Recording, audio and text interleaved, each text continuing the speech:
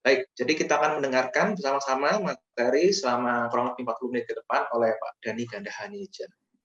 Dipersilakan Pak Dhani. Ya, terima kasih Tommy. Ya, Bapak Ibu kita akan memulai PA kita.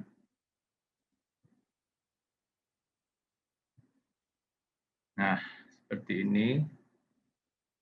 Ya, judul kita Tuhan kok dilahirkan. Ya, jadi Bapak Ibu dan saudara sekalian, topik-topik atau pertanyaan seperti ini sering dipertanyakan oleh beberapa orang atau banyak orang, apalagi menjelang Natal. Ya, nah, seringkali kita juga agak sulit untuk menjelaskannya, terutama pada mereka yang tidak seiman dengan kita. Ya, mengapa kok timbul pertanyaan-pertanyaan seperti ini? Ya, satu hal di sini ada misconception about Jesus atau kesalahpahaman tentang Yesus, terutama di sini saya katakan tentang duinatur Yesus yang digagal pahami. Ya. Orang sering memandang Yesus hanyalah manusia, tetapi seringkali dituhankan oleh orang Kristen, ya. Karena mereka pandangannya Yesus adalah manusia, maka muncullah pertanyaan-pertanyaan seperti ini, ya. Kalau Allah beranak, siapa bidannya? Nah, ini ya. Manusia kok disembah jadi Tuhan? Tuhan kok mati? Tuhan kok lapar? Tuhan kok dilahirkan? Nah, ini adalah pertanyaan dan rentetan pertanyaan lagi yang bisa terus berkembang karena pemahaman dari orang yang bertanya seperti ini tentu memandang Yesus hanyalah manusia. Nah, Bapak Ibu, saya ingin mengajak Bapak Ibu untuk memahami dua hal, yaitu kontradiksi dan paradoks. Ya, apa itu kontradiksi? Apa itu paradoks? Itu akan mendasari kita, ya. Karena menurut orang-orang, banyak orang bahwa Tuhan tidak mungkin manusia, ya. Manusia juga tidak mungkin dituhankan dan seterusnya, ya. Nah, mari kita lihat dulu apa sih yang dimaksud dengan kontradiksi. Nah, kontradiksi itu adalah pertentangan antara dua hal yang sangat berlawanan atau bertentangan. Atau dikatakan secara singkat, hal yang nyata-nyata bertentangan atau tidak masuk akal. Itu kontradiksi, ya. Contohnya, misalnya saya mengatakan saya sekaligus bukan saya. Itu tidak bisa dimengerti. Saya sekaligus bukan saya, tidak mungkin. Itu kontradiksi, ya. Misalnya kita ngomong, kita minta terang sekaligus gelap. Bagaimana? Terang dan gelap ini kan berlawanan, tidak mungkin bisa muncul berbarengan, gitu ya. Kita diminta untuk menggambar segitiga sekaligus bujur sangkar.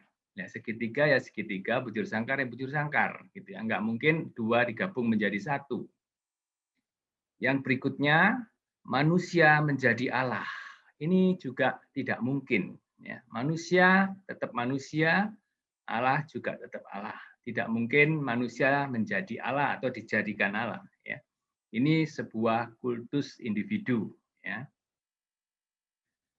Nah, sekarang kita belajar satu istilah lagi, yaitu namanya paradoks. Apa itu paradoks?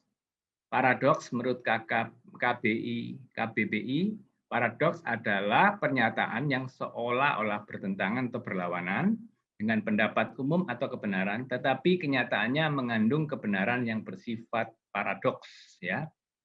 Atau singkatnya, paradoks itu tampak bertentangan tapi harmonis. Nah, Bapak Ibu dan saudara sekalian, di dalam Alkitab itu banyak paradoks, tetapi seringkali itu dikira kontradiksi. Apa itu paradoks? Saya kasih contoh, ya. Misalnya ada kalimat saya bos sekaligus karyawan, ya. Ini hal yang kelihatannya kan bos dan karyawan ini kan berbeda, ya. Tetapi bisa orang itu menjadi bos sekaligus jadi karyawan, seperti itu, ya. Pendeta Setiadi itu ayah sekaligus anak. Ayah dan anak ini kan bertentangan kelihatannya, tetapi tidak, ya. Dia ayah dari anak-anaknya dan anak dari orang tuanya. Demikian juga Allah itu kasih sekaligus adil, ya. Kadang-kadang orang mengatakan ya kalau kasih tidak boleh dihukum dong. Nah, ini tidak berlaku ya dalam kebenaran firman. Allah itu kasih sekaligus adil. Ini tidak bertentangan, tetapi sebuah paradoks, ya. Firman Allah yang menjadi manusia itu adalah paradoks ilahi, ya. Kalau manusia menjadi Allah itu memang kontradiksi, tetapi firman Allah yang menjadi manusia itu adalah suatu paradok ilahi dan bukan kontradiksi. Nah, dengan dua istilah ini kita sudah belajar mana paradoks, mana kontradiksi. Dan di Alkitab saya katakan banyak hal yang bersifat paradoks. Nah, saya lanjutkan. Ya.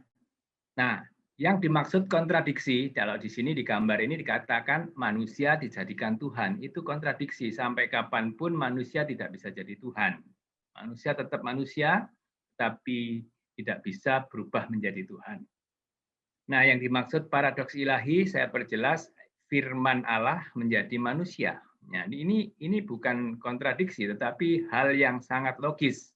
Mengapa Allah kok tidak bisa menjadi manusia? Dia Maha Kuasa, pasti bisa, ya. Dan inilah sebetulnya adalah sebuah paradoks, bukan bertentangan tetapi sangat logis dan sangat bisa. Tetapi kalau dibalik itu berarti menjadi sebuah kontradiksi. Nah, mari kita perhatikan ayat kita, ya seperti yang kemarin dibahas oleh Pak Setiadi, ya, disinggung juga mengenai Yohanes 1 ayat 1 dan 14. Nah, kalau kita lihat secara cepat bahwa yang ayat 1 itu berbicara tentang keilahian Yesus, dan ayat 14 itu membicarakan tentang kemanusiaan Yesus. Ya. Di ayat 1 dikatakan, pada mulanya adalah firman. Firman itu bersama-sama dengan Allah, dan firman itu adalah Allah.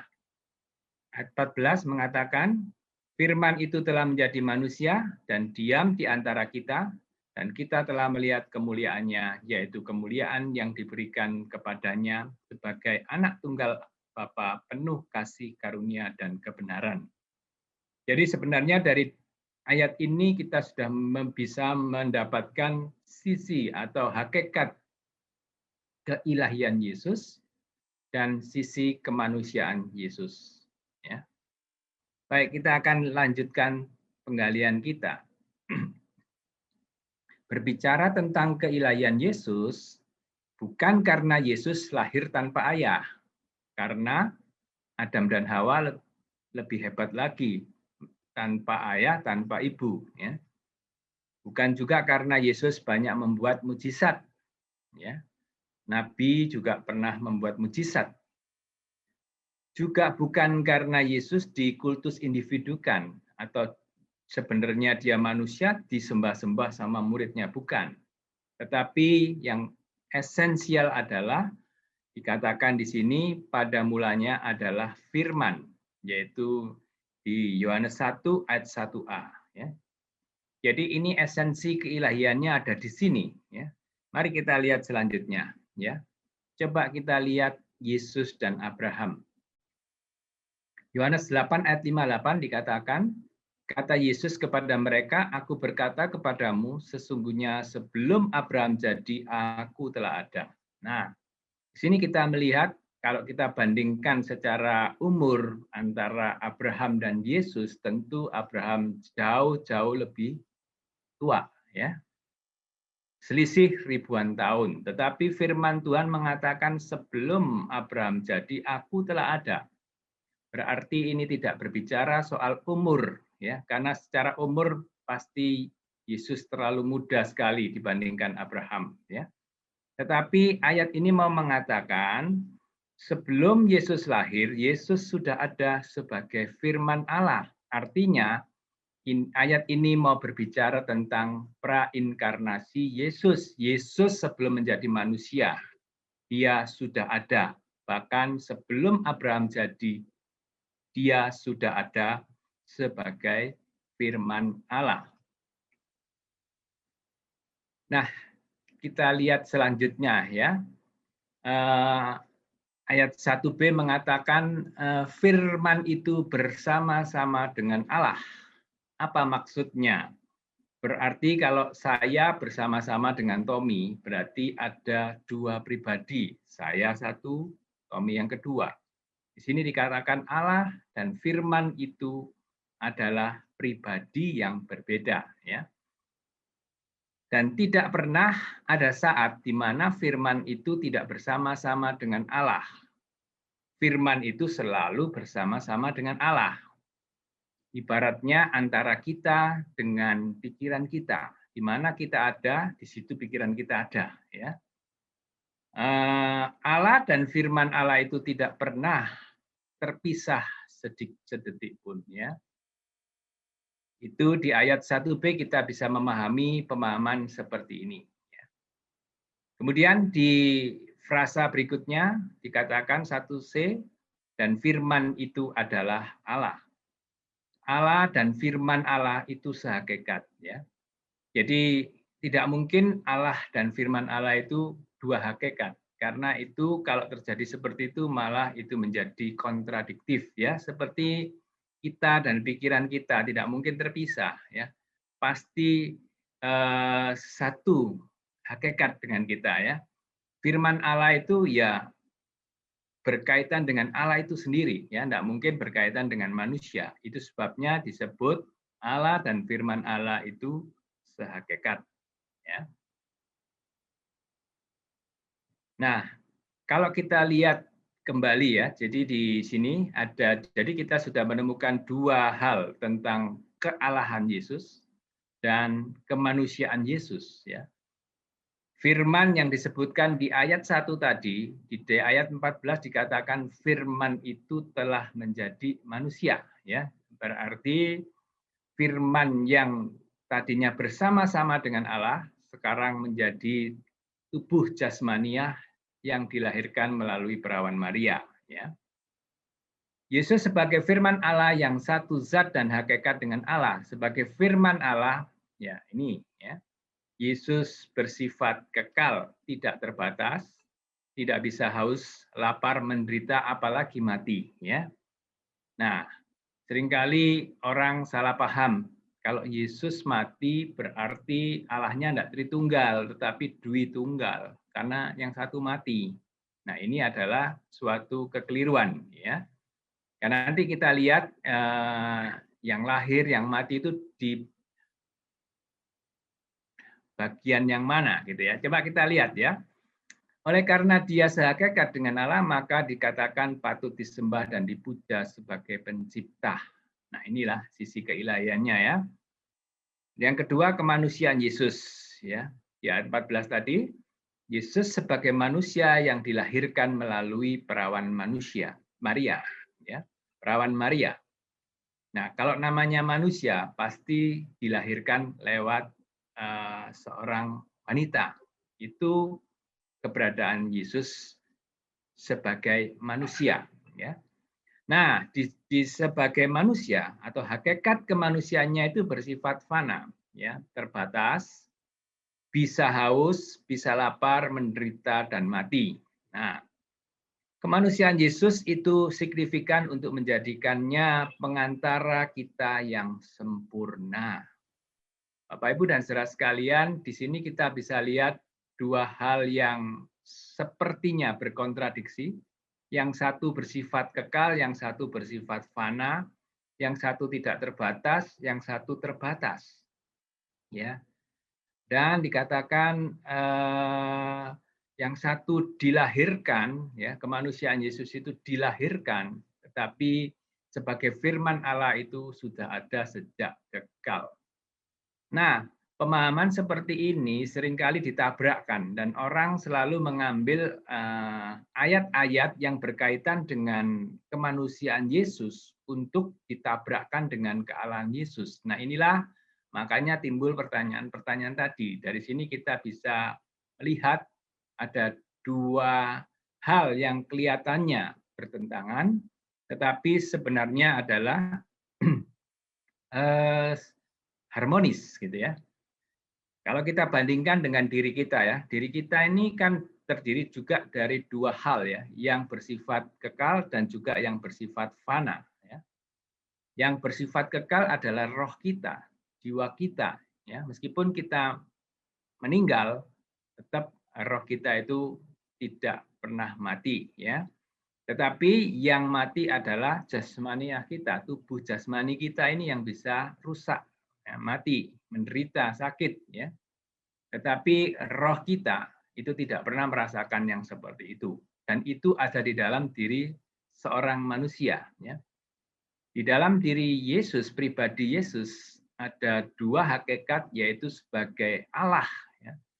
Atau saya lebih tepat lagi sebagai firman Allah yang sehakikat dengan Allah, yang tidak pernah terpisah, bersifat kekal. Makanya itu Yesus memiliki patut disembah dan dipuja sebagai pencipta. Ya. Di sisi lain, dia punya kemanusiaan, tentu saja terbatas, bisa haus, bisa lapar, bisa menderita dan mati. Ya. Dan yang penting nanti implikasi yang perlu buat kita adalah kemanusiaan Yesus itu sangat berarti atau signifikan untuk menjadikannya pengantara kita yang sempurna. Ya. Baik, kita akan lanjutkan lagi ya di bagian lain di dalam Kolose 1:15-16 ya, ayat 15 sampai 16 dikatakan ia adalah gambar Allah yang tidak kelihatan, yang sulung lebih utama dari segala yang diciptakan, dan di dalam Dia telah diciptakan segala sesuatu yang ada di sorga dan yang ada di bumi, yang kelihatan dan yang tidak kelihatan, baik singgasana maupun kerajaan, baik pemerintah maupun penguasa, segala sesuatu diciptakan oleh Dia untuk Dia. Nah, Bapak, Ibu, dan Saudara sekalian, di ayat ini kita bisa melihat Yesus sebagai gambar Allah yang tidak kelihatan. Allah tidak kelihatan, tetapi melalui kehadiran Yesus sebagai manusia, ya, maka Allah yang tidak kelihatan tadi bisa kita pahami, bisa kita mengerti. Tapi tidak berhenti di situ saja. Dikatakan di dalam Dialah telah diciptakan segala sesuatu. Nah, kita lihat di sini bahasanya memang sedikit berbeda, tetapi maknanya sama. Ya. Ada sisi kemanusiaannya, Yesus sebagai gambar Allah, tapi juga dikatakan Yesus adalah Sang Pencipta itu sendiri, dan dikatakan segala sesuatu diciptakan oleh Dia dan untuk Dia. Nah, tentu saja apa yang dikatakan oleh Rasul Paulus dan Yohanes itu sangat sinkron, dan kedua-duanya ini bersifat paradoks. Ya. Jadi itu pemahaman-pemahaman kita di dalam Alkitab mengenai Duinatur Kristus atau kedua hakikat Kristus sebagai Allah dan sebagai manusia. Nah, di dalam pemahaman yang berkembang, ya, artinya banyak hal-hal yang disalahpahami mengenai Duinatur ini. Ya, ada yang terlalu menekankan sisi keilahiannya, menghilangkan kemanusiaannya. Ada juga yang menekankan kemanusiaannya, menghilangkan sisi keilahiannya. Atau juga ada yang mengaburkan antara keilahian dan kemanusiaannya. Ya. Maka bapak-bapak gereja mengadakan konsili di Chalcedon tahun 451 Masehi untuk kembali merangkumkan, ya, kalau saya boleh mengatakan merangkumkan kebenaran Alkitab itu dengan sejelas-jelasnya mengenai pribadi Kristus. Nah, ringkasnya dikatakan di sini, ya, Konsili Chalcedon mengatakan bahwa di dalam diri Yesus Kristus terdapat kealahan yang sejati, karena ada bidat Arius yang tidak mengakui kealahannya. dan juga kemanusiaan yang sempurna, karena ada bidat yang tidak mengakui kemanusiaannya, tetapi hanya mengatakan dia ilahi saja. Ya. Kedua natur ini, kedua hakikat ini dipersatukan dan tidak diceraikan di dalam satu pribadi. Ya. Kemudian ini melawan bidat Nestorius dan tanpa dicampurkan melawan Eutyches. Ya. Nah, Kristus bukan berhakikat satu, ya. Dia punya dua hakikat, yaitu Allah dan manusia. Ya. Ini melawan bidat Alexandria atau berpribadi dua. Ini melawan Antioquia. Ya, nanti pelan-pelan kita akan lebih jelas lagi. Ya, jadi di dalam Konsili Kalsedon dikatakan kesimpulannya adalah seperti ini yang saya warna kuning, ya. Yesus Kristus adalah satu pribadi, ya, yang terdiri atas dua natur atau hakikat, yaitu Allah dan manusia. Memang ini adalah satu rahasia yang tidak bisa kita pahami sepenuhnya oleh akal budi manusia, tetapi bukan berarti ini sesuatu yang kontradiktif, ya. Tetapi ini adalah sebuah paradoks, ya. Seperti dalam diri kita, ya. Dalam diri kita ada yang bersifat kekal, juga ada yang bersifat fana, dan itu menyatu dalam diri kita, ya, tidak bisa dipisah-pisahkan. Ini adalah yang dinyatakan oleh Konsili Kalsedon di tahun 451. Kenapa? Karena banyak pihak yang menyalahpahami akan duinatur Kristus, ya. Kadang-kadang sebagai orang Kristen kita dengan mudah saja menerima dia adalah Allah dan manusia. Tetapi kalau kita mau berpikir lebih jauh, tidak mudah untuk memahami seperti ini, ya. Pak Joas, ya, itu memberikan satu gambaran yang baik. Saya senang dengan gambaran dia. Dikatakan di sini, inilah pribadi Yesus itu seperti ini, ya. Dikatakan dia adalah Allah sejati dan manusia sejati, satu pribadi dua hakikat, ya. Dikatakan kealahan sejatinya tadi kita bisa lihat di dalam Yohanes 1 ayat 1. Sedangkan kemanusiaannya bisa kita lihat di dalam Yohanes 1 ayat 14, ya. Jadi di dalam satu pribadi Yesus memiliki dua hakikat.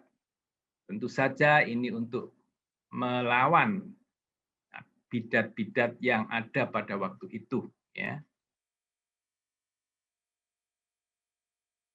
Sebagai Allah dan manusia, ya, maka dikatakan tidak terpisah sendiri-sendiri, ya, tidak terbagi, tidak bercampur, dan tidak berubah. Ya, artinya di dalam satu pribadi itu memang ada kealahan dan kemanusiaan yang tidak bisa dipisahkan, tidak bisa dibagi, tapi juga tidak melebur satu dengan yang lain. Nah, ini memang pemahaman yang perlu kita agak konsentrasi sedikit, ya. Nah, inilah yang kita bisa pahami siapa pribadi Yesus menurut Alkitab. Kita akan lanjutkan.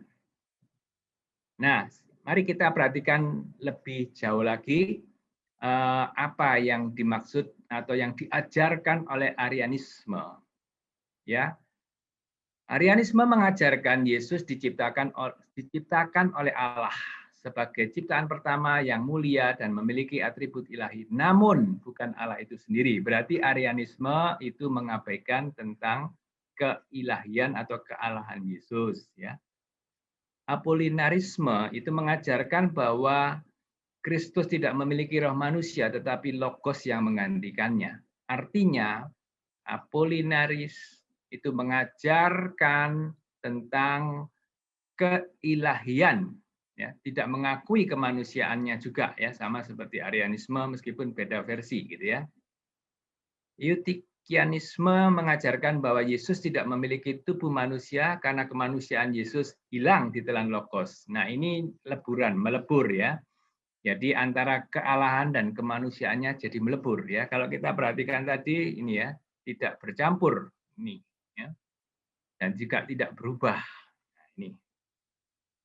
Perhatikan lagi, nah ada satu bidat orang namanya Nestorius ini mengajarkan bahwa Yesus memiliki dua kodrat, betul ya, Allah dan manusia, tetapi dua pribadi yang berbeda. Nah, coba kita lihat tadi ya, Pak Yowas mengatakan tadi nah, satu pribadi, tapi Nestorius mengatakan oh enggak, dua pribadi, dua hakikat. Nah, itu tidak sesuai dengan apa yang dikatakan oleh Alkitab.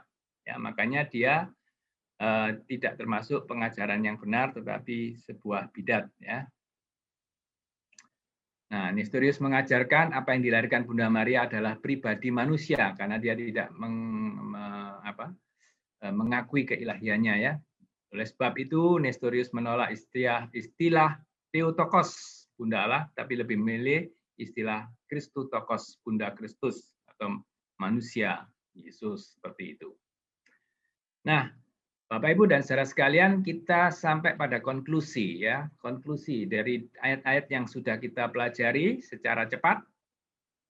Kita tanggapi Tuhan kok dilahirkan, ya.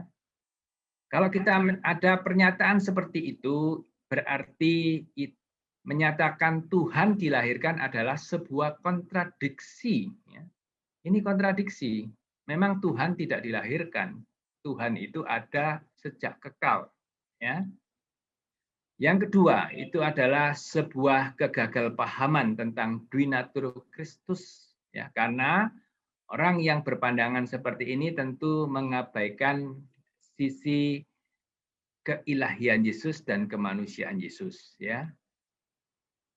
Yang dilahirkan adalah natur kemanusiaan Yesus, sedang keilahiannya sudah ada sejak kekal. Jadi Bapak, Ibu, dan saudara sekalian, saya berharap bahwa ketika ada pertanyaan atau pernyataan yang seperti ini atau senada dengan ini, seperti tadi Tuhan kok bisa lapar, Tuhan kok bisa haus, menderita, mati, dilahirkan. Nah, itu jawaban yang kita berikan tentang duinatur Kristus itu adalah yang semua yang haus, yang lapar, yang menderita, yang mati, itu adalah natur kemanusiaannya. Sedang keilahiannya sudah ada sejak kekal. Bapak, Ibu, dan saudara sekalian, memang sebagai orang Kristen yang sejak kecil kita sudah dikatakan Tuhan Yesus memang itu tidak sulit kita terima. Tetapi untuk menjelaskan kepada orang yang belum kenal Tuhan, itu kita butuh untuk menata segala sesuatu perkataan kita atau dari ayat-ayat firman Tuhan itu supaya mereka bisa memahami. Itu adalah tujuan kita, ya. Setidaknya melalui kegagalpahaman sebuah pertanyaan, kita bisa membawa orang itu mengenal siapa pribadi Kristus yang disalahpahami mereka itu. Nah, kalau kita lihat di bagian lain ya, di dalam Filipi ya, dikatakan, "Hendaklah kamu dalam hidupmu bersama menaruh pikiran dan perasaan yang terdapat juga di dalam Kristus Yesus, yang walaupun dalam rupa Allah, tidak menganggap kesetaraan dengan Allah itu sebagai milik yang harus dipertahankan, melainkan telah mengosongkan dirinya sendiri dan mengambil rupa seorang hamba dan menjadi sama dengan manusia. Dan dalam keadaannya sebagai manusia, ia telah merendahkan dirinya dan taat sampai mati, bahkan sampai mati di atas kayu salib." Bapak, Ibu, dan saudara sekalian, ini adalah ayat-ayat yang berbicara sangat jelas tentang inkarnasi. Ya. Di sini dikatakan yang walaupun dalam rupa Allah. Ya. Ini bicara soal keilahian Yesus. Ya. Namun itu tidak dianggap atau tidak menganggap kesetaraan dengan Allah sebagai milik yang harus dipertahankan. Kita memiliki Allah yang luar biasa, Allah yang bukan hanya bertakhta di sorga, tetapi Allah yang mau turun ke dalam dunia menjadi manusia sama seperti kita, meskipun tidak berdosa, ya. Nah, di sini dikatakan melainkan telah mengosongkan dirinya sendiri, mengambil rupa seorang hamba menjadi sama dengan manusia. Istilah mengosongkan diri ini bukan berarti Yesus meninggalkan kealahannya, tidak, ya. Tetapi dikatakan dalam bahasa yang gampang, dia menyembunyikan keilahiannya atau membatasi, ya, keilahiannya supaya dia bisa menjadi hamba, menjadi sama dengan manusia, ya. Kalau menghilangkan kealahan berarti dia tidak Allah sejati lagi, kan? Berarti dia sudah kehilangan keilahiannya. Tidak, yang terjadi di dalam pengosongan diri ini adalah menyembunyikan keilahiannya, membatasi, ya, manifestasi keilahiannya, itu yang terjadi. Tetapi tidak pernah Yesus kehilangan keilahiannya selama dia berinkarnasi menjadi manusia, ya. Nah, di ayat 8 dikatakan dalam keadaannya sebagai manusia, ia telah merendahkan dirinya taat sampai mati, bahkan sampai mati di kayu salib. Ya. Memang di sini bicara tentang kematian dan di kayu salib, tetapi kita bisa juga mengatakan bahwa kelahirannya juga di dalam keadaannya sebagai manusia, bukan sebagai Tuhan, ya. Nah, jadi Bapak Ibu dan saudara sekalian, natur kemanusiaan Yesuslah yang dilahirkan. Keilahiannya itu sudah ada sejak kekal. Nah, sekarang mari kita kembali kepada implikasi Dui Natur Kristus, ya. Kenapa sih kok sulit, ya? Kenapa sih pribadi Yesus itu ada dua, hakikat Allah dan manusia, ya? Kenapa kok tidak Allah saja sehingga dia dengan gampang toh mengampuni dari sorga juga bisa, ya. Bapak Ibu dan saudara sekalian, Alkitab tidak mengajarkan seperti itu, ya. Dari awal memang sudah dirancangkan Allah bahwa firman itu telah menjadi manusia, ya. Dan dikatakan di dalam 1 Timotius 2 ayat 5, sebab hanya ada satu Allah dan satu perantara antara Allah dan manusia, yaitu manusia Yesus Kristus. Nah, untuk jelasnya saya mau kasihkan seperti ini, Bapak, Ibu, dan saudara sekalian, apa sih pentingnya kemanusiaan dan kealahan Yesus, gitu, ya. Yang pertama, di dalam sisi kemanusiaan Yesus, untuk menyatakan Allah, ya, sebab tanpa melalui firman Allah yang menjadi daging atau manusia, tidak seorang pun mengenal Allah yang benar. Tadi dikatakan gambar Allah yang tidak kelihatan, ya. Makanya kemanusiaan Yesus melalui inkarnasinya itu dibutuhkan untuk kita bisa mengenal Allah, karena di dalam kemanusiaan Yesus yang tidak kelihatan menjadi kenyataan. Yang kedua, yaitu penggenapan nubuatan Kejadian 3 ayat 15 bahwa keturunan perempuan akan meremukkan kepala ular. Ya. Ini sudah ada di dalam kitab Kejadian 3 ayat 15 bahwa keturunan perempuan berarti bicara soal manusia, kan? Makanya Yesus perlu berinkarnasi menjadi manusia untuk menggenapi nubuatan ini, ya. Dan yang paling penting di dalam kehidupan kita adalah apa? Untuk menjadi imam besar dan kurban penebusan bagi manusia yang berdosa, ya. Bapak, Ibu, dan saudara sekalian, di dalam Perjanjian Lama kita mengenal korban penebusan itu selalu berupa binatang yang dikorbankan, ya, darahnya dicurahkan untuk mewakili kita, ya, di hadapan Allah, ya. Tetapi di dalam bagian firman Tuhan yang lain dikatakan di Ibrani, darah binatang itu tidak bisa menyelamatkan. Dia hanya lambang. Maka harus ada pribadi yang mewakili manusia sekaligus mewakili Allah yang bisa menjadi juru damai kita, ya. Dan itu terdapat di dalam pribadi Yesus. Dia punya hakikat kemanusiaan, atau dikatakan dia adalah manusia yang sejati. Juga dia punya hakikat kealahan, atau dikatakan dia adalah Allah yang sejati. Jadi di dalam satu pribadi Yesus ada dua hakikat kemanusiaan dan kealahan. Kemanusiaannya mewakili kita sebagai manusia, kealahannya mewakili Allah. Dan dengan melalui Kristus inilah kita boleh mendapatkan pendamaian. Ya. Situlah kepentingan penebusan ini, Dwinatur Kristus ini. Ya. Nah, kenapa kok harus Allah? Ya, supaya Yesus bisa taat sempurna kepada Bapaknya.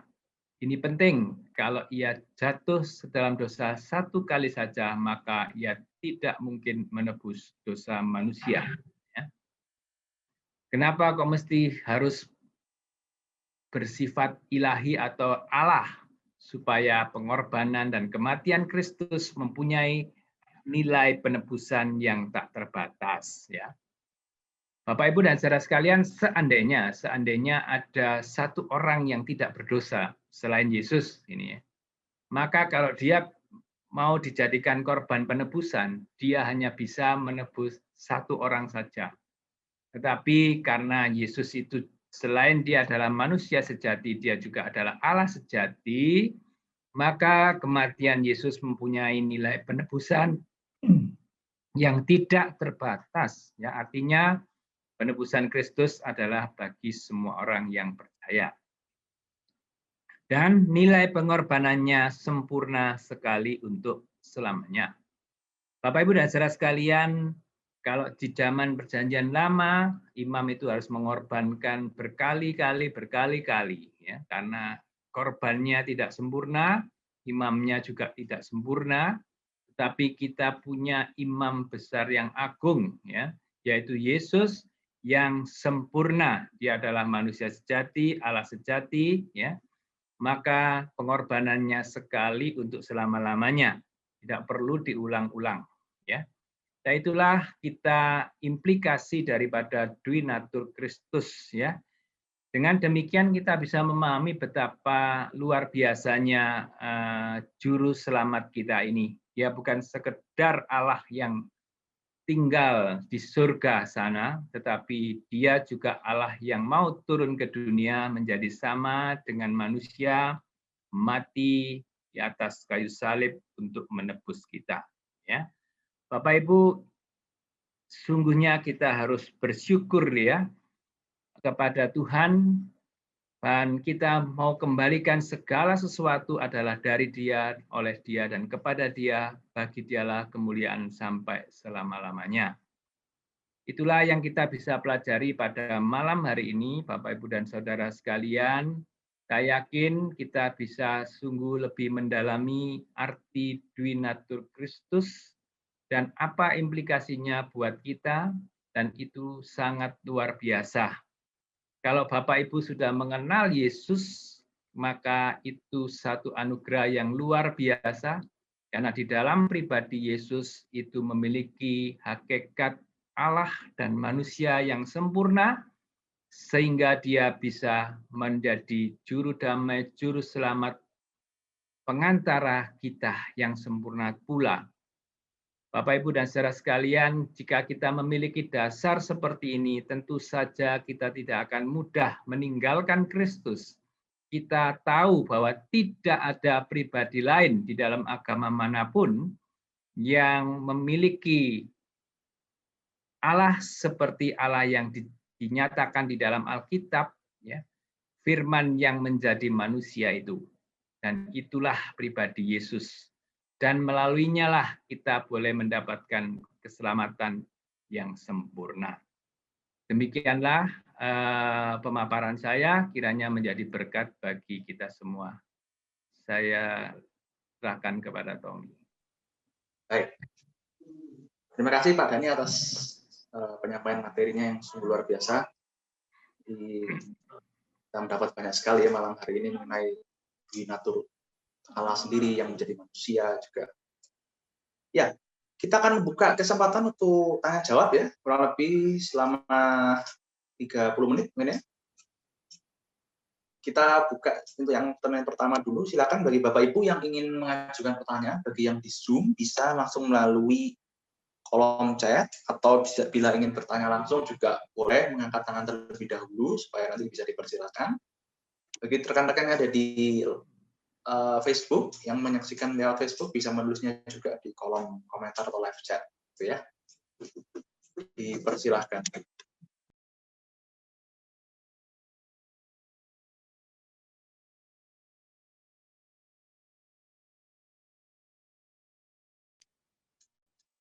Silakan Bapak Ibu, apabila ada mungkin.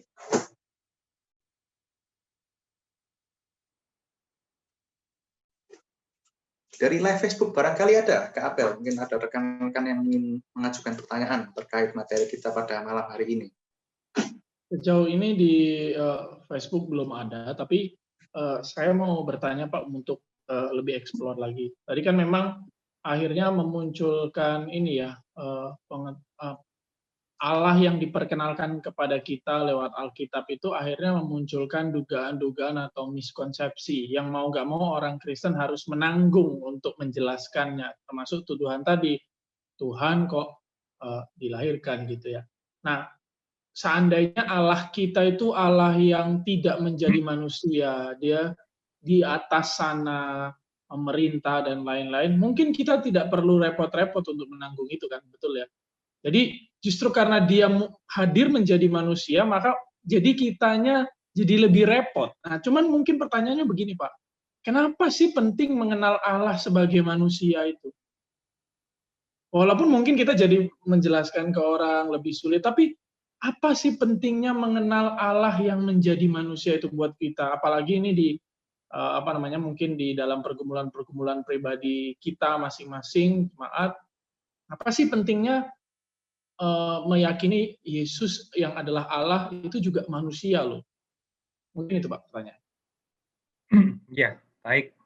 Ya, tadi sempat saya singgung ya. Jadi inkarnasi itu dibutuhkan supaya kita bisa mengenal Allah lebih jauh ya. Dalam arti tadi Allah yang tidak kelihatan itu akhirnya apa? Dengan kehadiran Kristus itu manusia bisa mengenal Allah ya. Kalau di dalam Perjanjian Lama kan Yesus itu muncul sebagai teofani ya. Jadi penampakan Allah ya, lewat misalnya kayak Musa itu ketemu semak yang terbakar tapi tidak hangus, dan setelah didekati dikatakan apa? Tanggalkanlah kasutmu ya. Jadi bagaimana mengenal Allah yang tidak kelihatan? Sulit bagi kita manusia ya. Nggak kelihatan tuh apanya yang mau kita kenal gitu ya. Tapi melalui Yesus yang berinkarnasi atau firman Allah yang menjadi manusia, ini kita bisa mengenal secara gamblang.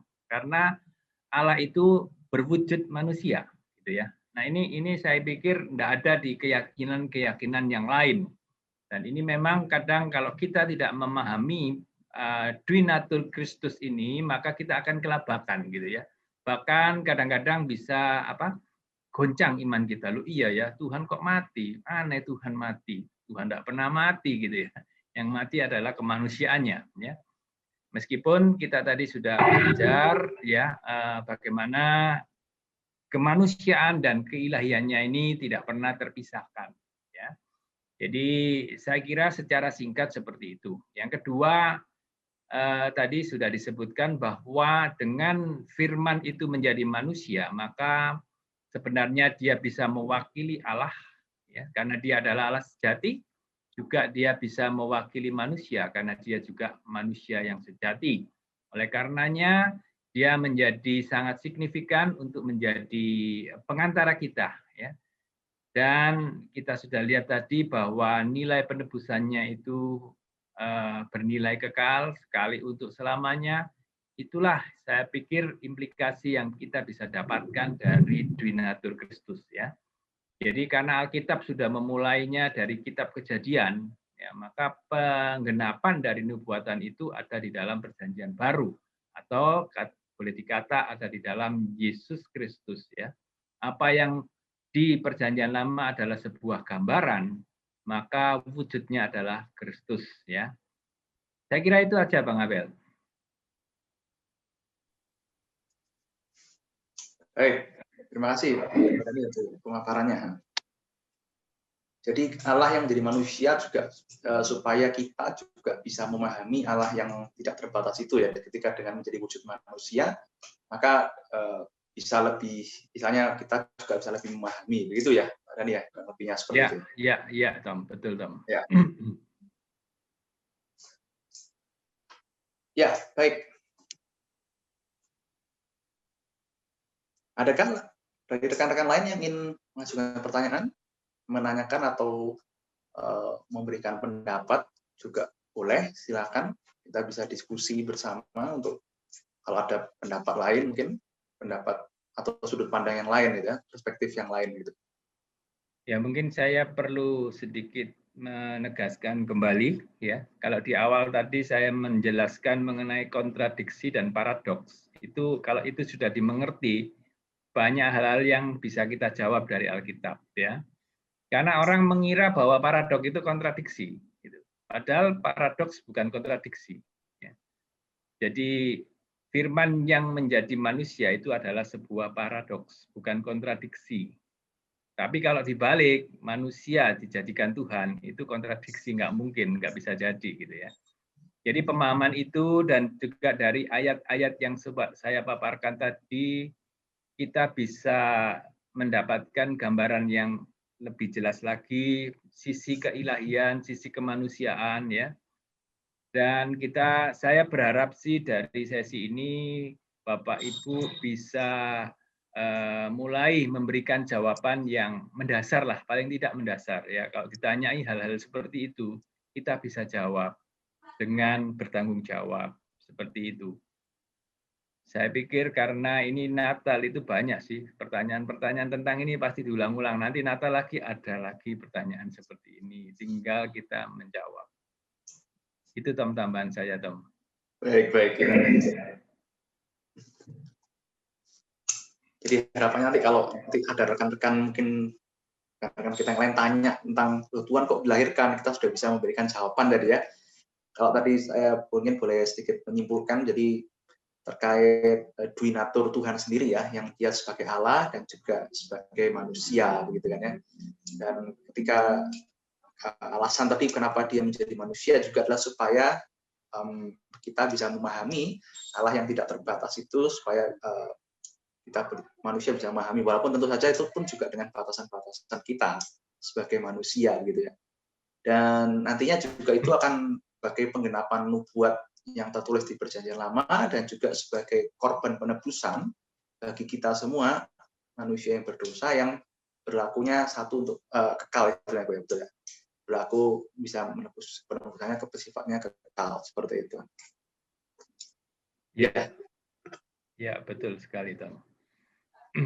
Sama mungkin tadi konsep paradoks tadi ya, bahwa banyak sekali paradoks yang mungkin diartikan oleh rekan-rekan yang membacanya yang mungkin yang sebagai kontradiksi, padahal sebenarnya ini konsep paradoks ini ketika bisa dijelaskan kepada rekan-rekan yang mempertanyakan sesuatu yang kelihatannya bertentangan di Alkitab bisa menjadi jawaban gitu ya, bisa menjadi kayak itu pembuka ya, untuk menjelaskan bahwa tidak bertentangan sebenarnya, hanya paradoks gitu. Jadi contoh-contohnya tadi yang disampaikan juga sederhana dan sangat dekat dengan kita ya, contoh-contoh yang disampaikan. Bagaimana seorang pribadi menjadi ayah dan sekaligus anak, misalkan tadi contohnya. Itu bisa kita gunakan juga rekan-rekan untuk memulai menjelaskan tentang Tuhan yang istilahnya kok pandangan mereka adalah dilahirkan seperti itu. Justru saya tambah sedikit Tom. Justru kalau Allah tidak bisa menjadi manusia, itu malah tidak maha kuasa kalau begitu. Gitu. Karena yang terbatas yang terbatas kok malah yang tidak terbatas kok nggak bisa menjadi terbatas begitu ya. Iya. Justru kalau tidak bisa menjadi manusia itu malah tidak maha kuasa. Ya. Tetapi tentu saja kan semua ada tujuannya gitu, nggak asal gitu ya. Kalau seperti orang yang menunjukkan kekuasaan tidak ya, itu semua sudah dari Kejadian sampai Wahyu itu sudah dalam rencana Tuhan yang kekal gitu. Jadi nggak sembarangan gitu. Jadi kalau saya boleh berpikir bahwa ya kita sangat bersyukur kalau kita bisa mengenal Yesus yang memiliki dua hakikat Allah dan manusia itu, ya. Karena tidak semua orang bisa memahami seperti ini, dalam arti percaya kepada Yesus yang memiliki dua hakikat tadi. Itu yang kita harus sadari, bahwa itu tidak ada di yang lain gitu loh. Dan kita sudah pada jalur yang tepat, ya. Kalau kita beriman kepada Tuhan Yesus itu, ya memang Dialah yang bisa membawa kita kepada Bapa yang di surga itu. Itu sih implikasi-implikasinya praktis. Baik, terima kasih Pak Dhani. Pak Heru mungkin ada bertanya. Biasanya bertanya Pak Heru ini kalau PA. Enggak, saya hanya menambahkan. Boleh Pak Heru. Boleh kan? Boleh. Ya. Yesus itu kan pengantara manusia supaya kita mengenal Allah. Tapi mungkin di tempat lain itu juga ada pengantara, tetapi dia itu istilahnya terbatas. Jadi itu tadi kealahannya dari hanya itu aja yang saya tambahkan. Jadi kita bersyukur punya pengantara sebagai manusia, tapi dia adalah Allah yang sejati. Tetapi di tetangga lain, dia hanya sebagai pengantara saja. Dia manusia berdosa. Sedang Yesus, dia tak terbatas. Dia tidak. Hanya itu aja yang bisa saya tambahkan. Ya, ya benar Pak Erus. Mungkin ada yang mau nambah-nambahkan? Ya, ada waktu sedikit kalau mau.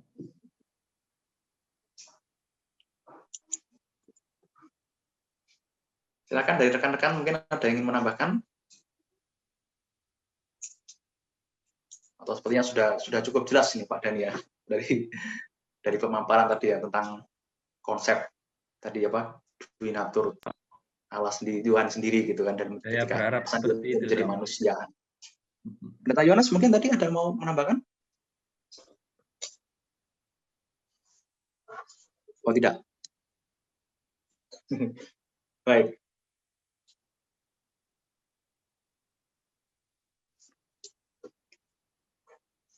Kalau tidak ada lagi, mungkin bisa kita akhiri ya Pak Dhani ya. Kalau memang sudah dirasa cukup jelas dan tidak ada tambahan lagi terkait pemaparan materi pada malam hari ini. Ya, kalau memang tidak ada ya tidak apa-apa. Kalau ada boleh, ada ya kita tutup. Ya. Persis jam 8 ini, 1 jam persis. Baik. Tidak ada Bapak Ibu, rekan-rekan yang lain, tambahan atau pemaparan? Baik. Martinus itu ada Martinus itu ya. Oh ada Kak Martinus ya. Mungkin mau nambahkan Martinus. Teman lama ini Martinus. Oh, kelihatannya enggak di mute. Tidak ada. Baik. Baik, kalau tidak ada mungkin kita bisa akhiri ya Pak Dhani ya. Siap. Untuk pada acara PA malam hari ini. Sebelum diakhiri, barangkali ada pengumuman dari rekan-rekan pengurus terkait kegiatan kita berikutnya di tahun depan atau di tahun ini. Ya, PA ini kegiatan Binjar yang terakhir di tahun ini. Kita akan mulai nanti tahun depan.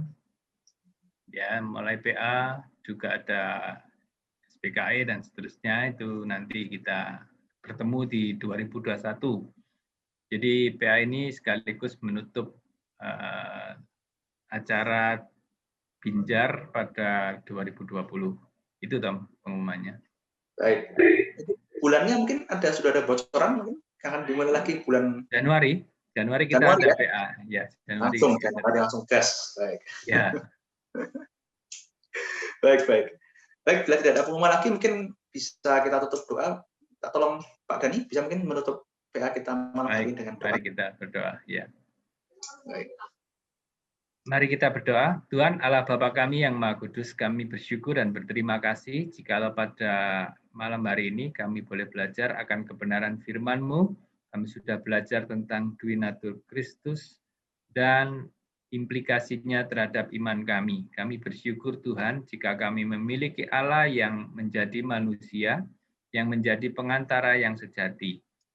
Kiranya Tuhan menguatkan setiap kami di dalam kehidupan kami, baik di dalam kehidupan sehari-hari kami, juga di dalam kehidupan rohani kami. Sertai kami semua, dan dalam nama-Mu kami serahkan seluruh hidup kami. Dalam nama Tuhan Yesus kami berdoa dan kami mengucap syukur. Haleluya. Amin. Selamat malam. Baik, terima kasih Bapak Ibu, rekan-rekan yang sudah mengikuti acara PA malam hari ini, yang juga di Facebook juga. Terima kasih sudah boleh bergabung. Kita ketemu lagi di bulan Januari ya, di kelas PA berikutnya. Selamat malam. Selamat semuanya. malam. Selamat malam. Terima kasih. Malam. Amin.